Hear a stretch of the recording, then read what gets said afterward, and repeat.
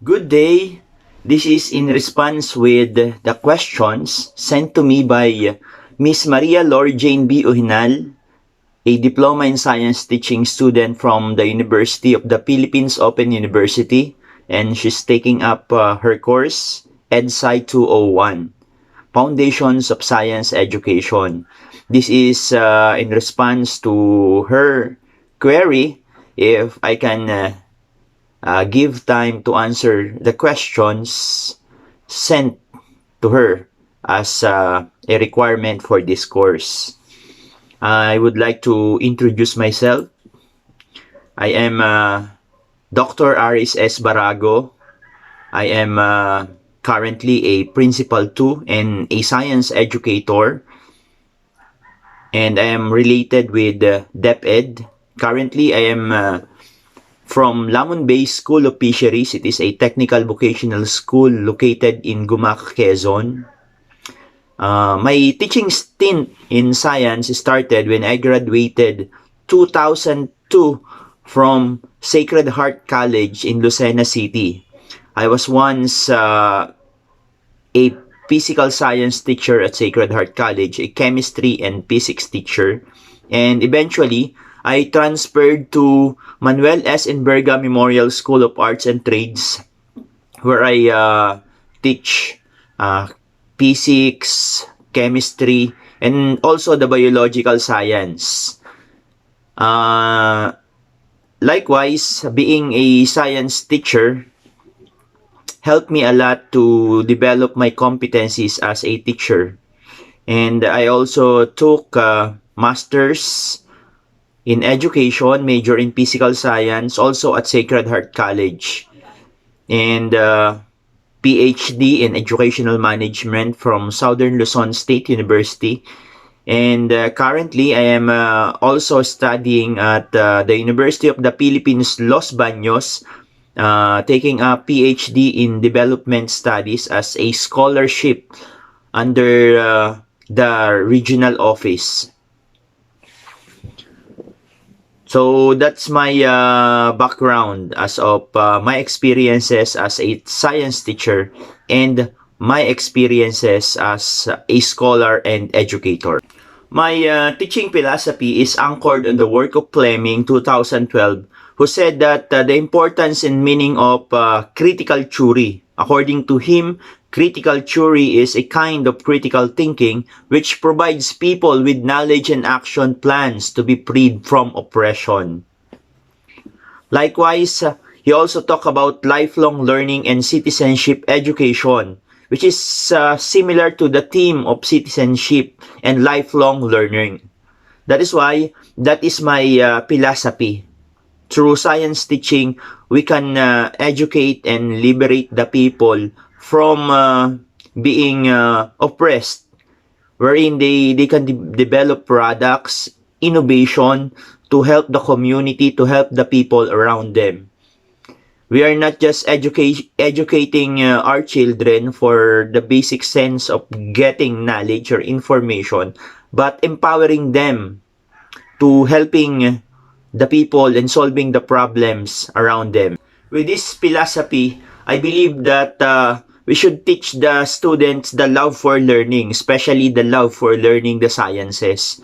Because through learning the physical aspects of sciences, the biological sense, and its main goal of solving problems within the community, of improving our lives, then people can help themselves, people can solve problems, and people can emancipate themselves from oppression. Especially now that we are having this pandemic, if people share their knowledge, if people improve their knowledge on the basic sciences, then they can help others and likewise involve themselves in activities which is worthwhile and can help the community, the people, and the country as a whole.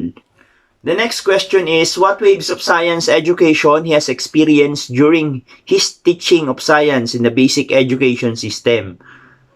And what cause and source of each wave of educational reform? Was there an important historical event, educational testing crisis? From what the country did the idea of reform come from? So I started teaching 2002. It was not really a boom in terms of social media. There was only what we call Friendster. And after that, when I started teaching in the public school, there came social media with Facebook and other platforms such as YouTube. What I did was to take the opportunity not as a challenge but as an opportunity for growth. Through this social media, I experienced teaching online. I recorded my videos in teaching chemistry and physics and help those students who can access online but have problem attending classes, especially if they are working. Especially here in Mauban, it is a place where many of our students are going to the sea to help their father in their fishing activities. So through the use of this recorded video, they can access the lessons. I also experience the challenges when it comes to the use of instructional materials, because during that time the DCP or the DepEd computerization program has just begun, and there are problem in terms of the skills of the students in using the internet, in using the computer itself. So what I did was I organized an activity. It is teaching computer to the out of school youth, to the adult, and to all interested students. I did this as a community project of our school every Saturday and Sunday, and I allotted time teaching them. So that is what I did in terms of the use of information and communication technology. There is also a challenge to the students in solving problems.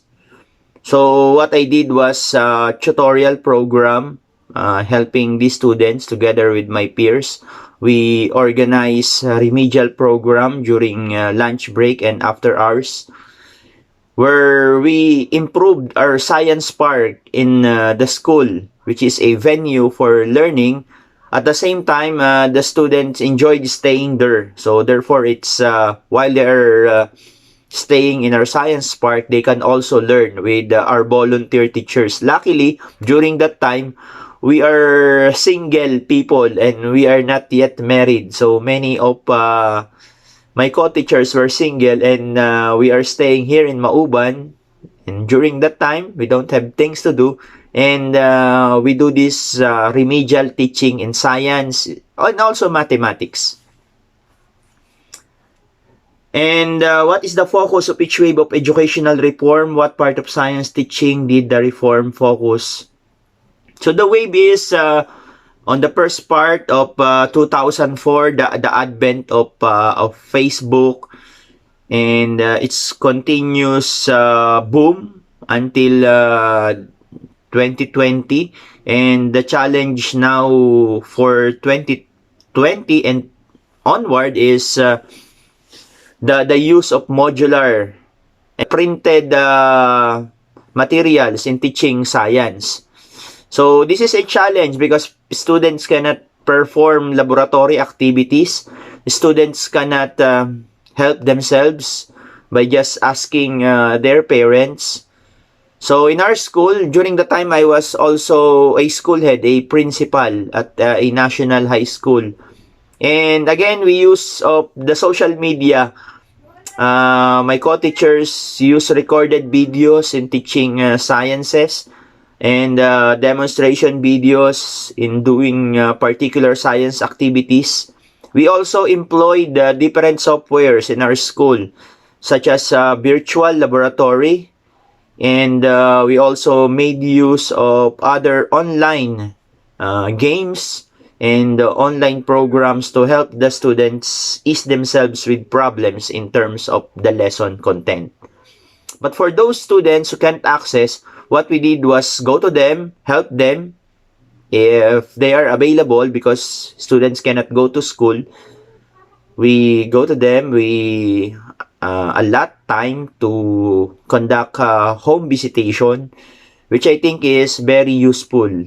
But before the pandemic, because I'm used to doing community services, I organized. It was way back 2018 when I organized Math Cycle. It is a community service, math and science on tricycle, where I go to a certain community where we teach science and mathematics and also reading, and provided also a feeding component. The feeding component is a worthwhile activity and a collaboration of the teachers and the community around us. They donated food for the students after the remedial teaching or the activities involving math cycle. It's math and science on tricycle. And the students enjoyed, the students learned. And I think competences were improved because certain researches were conducted regarding this activity. And during the pandemic, what we did was math cycle online. We invited experts in science and mathematics to teach online science and mathematics to students, and provided remedial teaching to students who would like to be part of this program. So these reforms, I think, is not a challenge for me and for my co-teachers. This, I think, is an opportunity to improve and to think of to strategize mainly on how to reach out to the students and how to provide instruction. Although the challenges were the manpower, the challenges were the weather condition, the challenges were the lack of financial support, but in times where you would like to help, you would like to reach out to people, there were opportunities where you can find partners, where you can strategize and ask people based on their resources. Likewise, I am very thankful to the whole community who supported me with these endeavors. So the last question is, what does he consider to be success in teaching science, and what he considers to be the most important challenges? So for my successes, I have students who are now chemical engineers. I have students who are now civil engineers, professors, and successful entrepreneurs.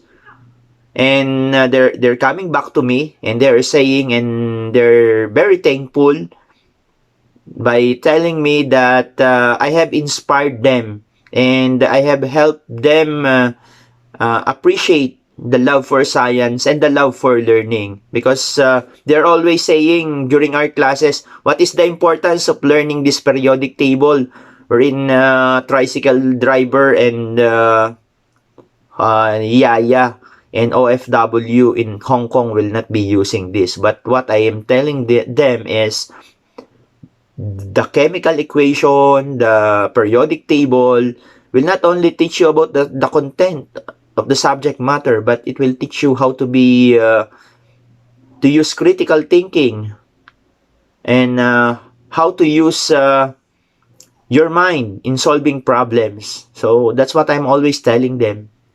And they're coming back to me and they're very thankful, and of course I'm proud, and I feel that that is my success, that is my return of investment. What is the most important and hardest challenge? For me, my hardest challenge is my my being very, very aggressive person. Sometimes that is the challenge. If I would like to do something, I will push it through all the limit, because I am a stroke survivor. Because when I was a teacher, what I do was give all myself. I will not sleep. I will prepare modules. I will prepare activity sheets for the students all throughout the night.